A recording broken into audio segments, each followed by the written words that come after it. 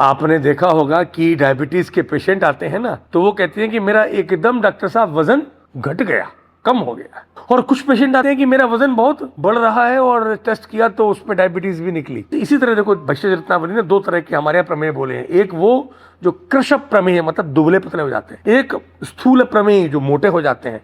तो आचार्य कहते हैं सम ब्रह्मणम तत्र कृशस्य कार्यम, जो दुबला पतला हो जाए, जिसका वजन कम हो जाए ब्लड शुगर बढ़ने पर, उनको कभी भी पंचकर्म नहीं कराएं, उनको सदैव ब्राह्मण चिकित्सा पे लें।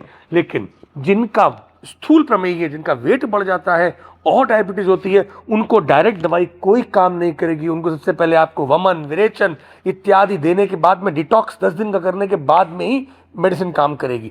अब वो क्या है वो तो बताएंगे, लेकिन जिनका वेट कम हो रहा हो डायबिटीज होने पर, वो क्या करना चाहिए? आचार्य कहते हैं शतावर्याम रसम नीत्वा क्षीरेण सह यह पिबेत।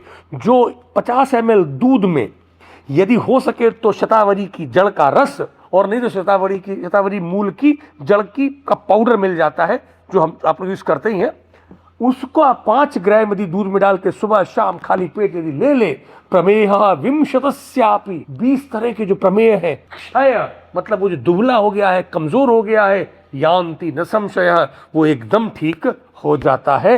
ये अवश्य प्रयोग करें। आप लोग ये डिफरेंस देख के चलते ही नहीं हैं। आप वेस्टर्न मेडिसिन की तरीके से उनको दवाएं नहीं उस कैटेगरी में डाल सकते। वहां तो सब एक ही है, वहां पे तो बस वो कितने डिग्री बढ़ी 20 कम, यहाँ पे है ये प्राकृतिक रूप से आपको देखने को मिलता है ना। लोग कमजोर हो जाते हैं, वीक हो जाते हैं, वजन कम हो जाता है, वहां पर आप शतावरी का रस दूध के साथ में दीजिए और देखिए कि उन लोगों में कितना आराम मिलता है, वेट बढ़ जाएगा और डायबिटीज ठीक होगी।